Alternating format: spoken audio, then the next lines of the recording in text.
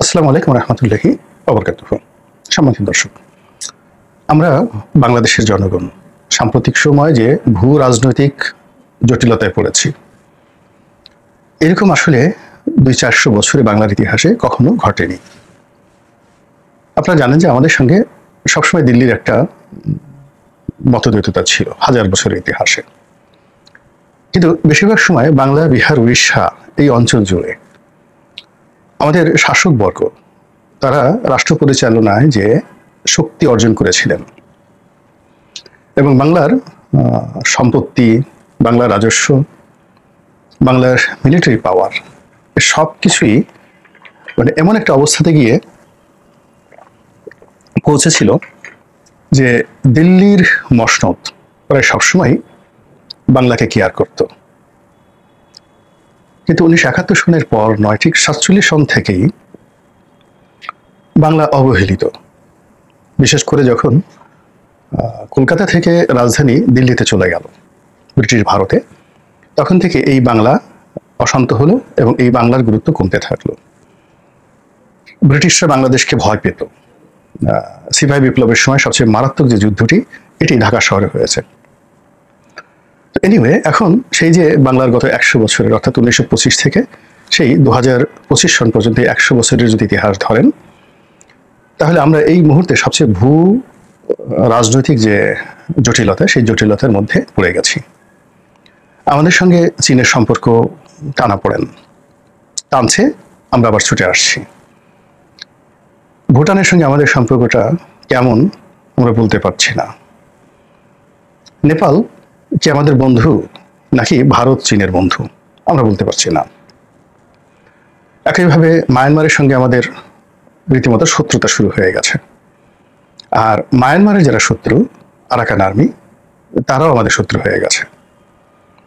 একই সঙ্গে কুকি চীন যারা বিদ্রোহী রয়েছে, আরসা বিদ্রোহী রয়েছে, তাদের সঙ্গে কিন্তু আমাদের সম্পর্ক ভালো নয়। তাহলে দেখুন, দেশের দক্ষিণ পশ্চিমাঞ্চলে যে সীমান্ত রয়েছে, সেই সীমান্তে আমরা একই সঙ্গে 5 থেকে 6টি বিদ্রোহী গোষ্ঠীর সঙ্গে দ্বন্দ্ব এবং ফ্যাসাদে জড়িয়ে পড়েছে। এর বাইরে সীমান্তের মধ্যে পুরো পার্বত্য এলাকায় অন্ততপক্ষে 100টি ছোট বড় ক্ষুদ্র নৃগোষ্ঠী রয়েছে, যাদের সঙ্গে আমাদের সরকারের ভালো সম্পর্ক যাচ্ছে না। এর মধ্যে অন্ততপক্ষে 20 থেকে 25টি গ্রুপ রয়েছে যারা সশস্ত্র, যাদের 20 থেকে 2000 পর্যন্ত সশস্ত্র গেরিলা রয়েছে। তো এই গেল দেশের ভিতরে আর দেশের বাইরে।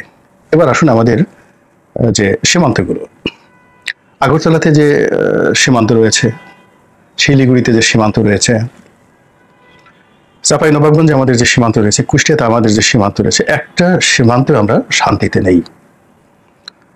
বিশেষ করে শিলিগুড়ি যেটা করিডর, অর্থাৎ আমাদের যে দিনাজপুরের অপর দিকে ভারতের যে শিলিগুড়ি রয়েছে, যেটিকে চিকেন নেক বলা হয়, সেখানে ভারত এবং বাংলাদেশের সব গণমাধ্যমে, সামাজিক মাধ্যমে যে খবরগুলো এসেছে, সেটি হলো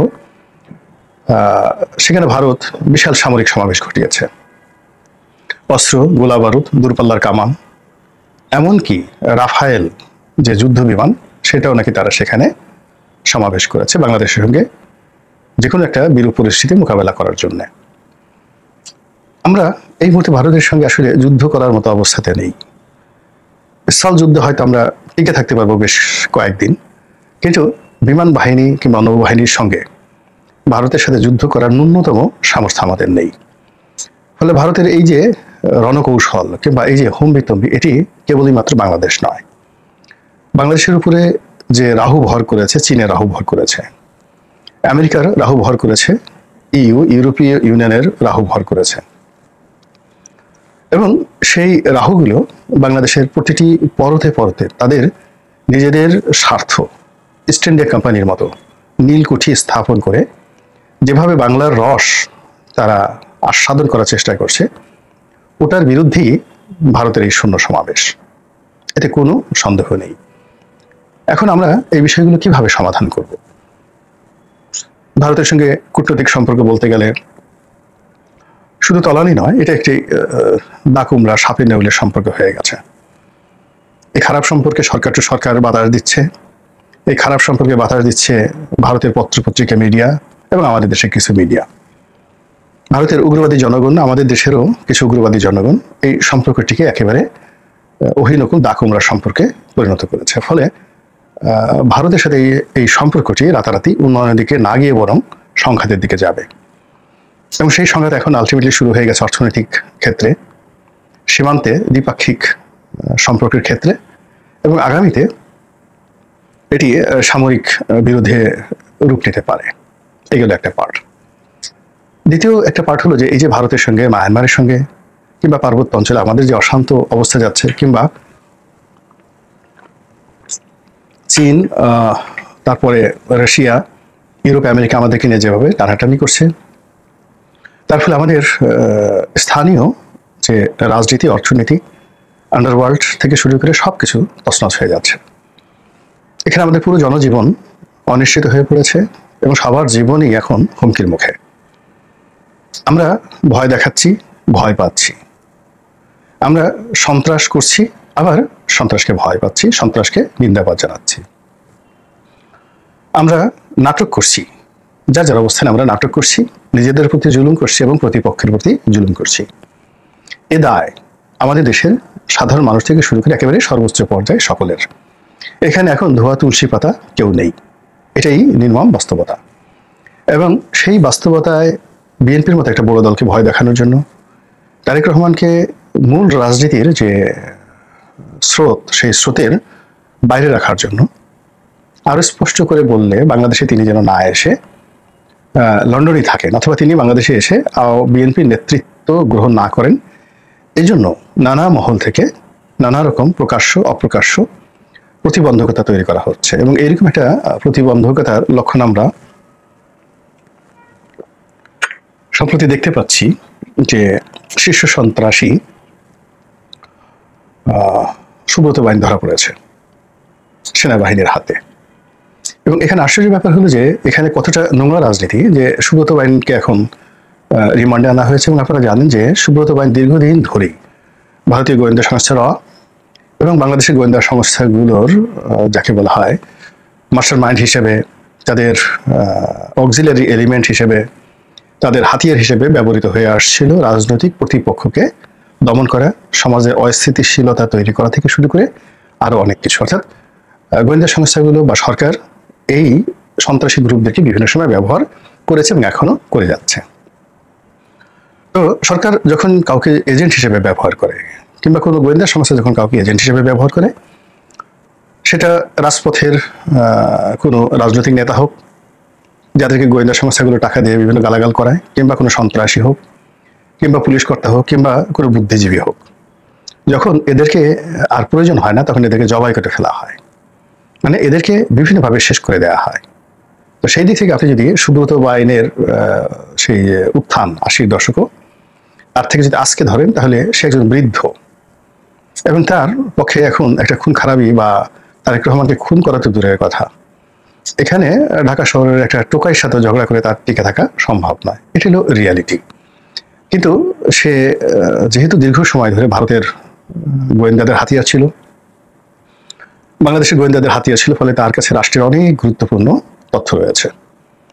আপনারা জানেন যে মুফতি হান্নান, সেই 21শে আগস্টের গ্রেনেড হামলা যাকে ফাঁসি দেওয়া হয়েছে, মুফতি হান্নান মূলত বাংলাদেশের কয়েকটি গোয়েন্দা সংস্থার এজেন্ট ছিলেন এবং তিনি অনেক কিছু জানতেন।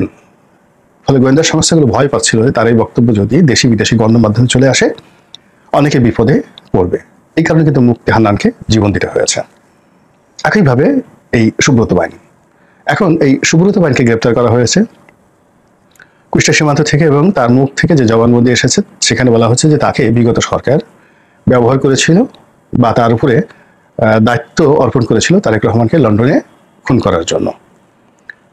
যে লোক 6-7 পর্যন্ত লেখাপড়া করেনি, একজন কিলার বা একজন রাস্তার পাতি মাস্তান, মানে সিরিয়াল কিলার যদি বলা হয়। আমাদের এই গোয়েন্দা সংস্থাগুলো মানে এতটা দুর্বল, তারা জীবনে মাসুদ রানাও পড়েনি, মানে সেই যে কাজী আনোয়ার হোসেনের যে মাসুদ রানা এই সিরিজে পড়েনি, কিংবা আর্থার কোয়েল ড্যানিয়েল তার কোনো সিরিয়াল পড়েনি। এমনকি কিরিটি রায়, নেহারঞ্জন গুপ্তের সেই সিরিয়ালগুলো আমাদের গোয়েন্দারা যদি পড়ে থাকেন, তাহলে এরকম সুব্রত ফাইন টাইপের লোক দিয়ে লন্ডনে যে হত্যাকাণ্ড চালানো, প্যারিসে হত্যাকাণ্ড চালানো, মানে এই জিনিসগুলো স্মরণ করার আগেই এদেরকে শাস্তির আওতায় আনা উচিত। দুই গালের উপর ঠাস ঠাস করে দুটো জল দেওয়া উচিত। যে এরা বাংলাদেশে যেখানে একটা মানে নিউ মার্কেটের মাছের দোকানে ঢুকে একটা মানে মাছ বিক্রেতাকে নিরাপদে নিশ্চিন্তে খুন করে সরকারের উপকার করতে পারে না, সেখানে লন্ডনের মতো একটা মেগা সিটি যেখানে সুব্রত বাইন যে বিমানে যায়নি, যেখানে এয়ারপোর্টে পাড়া দেওয়ার সঙ্গে সঙ্গে এআই থেকে শুরু করে সমস্ত রোবোটিক সিস্টেম একটা মানুষকে রিড করে ফেলে, এবং যেখানে রাস্তাঘাট থেকে শুরু করে পাবলিক প্লেসে অসংখ্য মাইক্রোচিপ সেট আপ করে রাখা আছে, যেখানে আপনি পাড়া দেওয়ার সঙ্গে সঙ্গে আপনার মস্তিষ্ক থেকে শুরু করে হৃদয় মন সব রিড করে ফেলতে পারে। ফলে তারেক রহমান সাহেব শুক্রবারে মসজিদে নামাজ পড়তে যাবেন, আর ওই রাস্তা দিকে মানে খুনিরা তাকে খুন করার জন্য পিস্তল নিয়ে ঘুরে বেড়াবে, এটা গাবতলী হাটে সম্ভব, এটি ইউরোপ আমেরিকাতে সম্ভব নয়। কাজে এই যে গল্প, মানে তারেক রহমানকে খুন করে ফেলবে, তারেক রহমানকে ভয় দেখানো, মানে এইটা একটা ছেলের হাতের মোয়ার মতো, সেরকম একটা গল্পের মতো একটা গল্প তৈরি করেছে। এই গল্প শুধু দুর্বল নয়, এটি শিশু সুলভ নয়। এটা যদি আপনি কোনো গরুকে মানে আপনি শোনান, কোনো ছাগলকে এই ধরনের গল্প শোনান, গরু ছাগল রীতিমতো বমি করে দেবে। এই বর্তমান জমানাতে গরু ছাগলের অনেক বুদ্ধি আছে। তো যাই হোক, এরকম সুব্রত বাইনকে গ্রেপ্তার করে তার মাধ্যমে তারেক রহমানকে খুন করা হবে, এই যে গল্প, এখন সেই গল্প মানে কি বলবো, আর আর বলার দরকার নেই। এটি তারেক রহমানও ভয় পাবেন না, বিএনপিও ভয় পাবেন না, আর এতে কোনো উপকার হবে না। বরং এই ধরনের গল্প যারা মানে তৈরি করেন, তাদের মন মস্তিষ্ক, তাদের অসুস্থতা, তাদের মানসিক বৈকল্য সম্পর্কে আপনি আমরা একটা তামার পথে লিখে দিতে পারি যে এইগুলো রাষ্ট্রের জন্য তারা যেখানে যেখানে আছে একটা আপদ, বিপদ, বালা মুসিবত। এই হলো এক। 2 নম্বর হলো যে এই ঘটনার সাথে যদি দেশি বিদেশি গোয়েন্দা সংস্থা জড়িত থাকে, আপনি জানেন যে নির্বোধ এমন একটা প্রাণী, আপনি ইবলিসকে ভয় না পেলেও নির্বোধকে ভয় পেতে হবে। এই কারণে নির্বোধ আপনাকে উপকার করতে গিয়ে আপনার সর্বনাশ করে ফেলবে, আপনাকে ভালোবাসতে গিয়ে আপনাকে কামড়িয়ে বসবে, আপনাকে আলিঙ্গন করতে গিয়ে আপনাকে মেরে ফেলবে। এই হলো নির্বোধের সাধারণ বৈশিষ্ট্য। এবং নির্বোধ সম্পর্কে বলা হয় দ্য স্টুপিড অ্যান্ড ননসেন্স, যে যেখানে শয়তান যেতে সাহস পায় না, দ্য ক্রিটিক্যাল ট্রায়াঙ্গেল, তো সেখানে একজন বেকুব অনায়াসে চলে যায়। তো এরকম বেকুবের পাল্লায় যদি রাষ্ট্র থাকে, এরকম বেকুবের পাল্লায় যদি দেশের স্পর্শকাতর প্রতিষ্ঠানগুলো থাকে, তাহলে এই বেকুবদের কারণে সবচেয়ে বেশি বিপদে পড়বেন বর্তমান সরকার যারা কর্তা ব্যক্তি রয়েছেন, ডক্টর মোহাম্মদ ইউনূস এবং তার সঙ্গী সাথীরা। আল্লাহ তাদেরকে হেফাজত করুন ও রহম করুন, এবং আমাদের এই জাতিগোষ্ঠীকে অন্তত দেশ চালানোর জন্য যতটুকু মেধা দরকার, যোগ্যতা দরকার, সেটি দান করুন। আসসালামু আলাইকুম ওয়া রাহমাতুল্লাহি ওয়া বারাকাতুহু।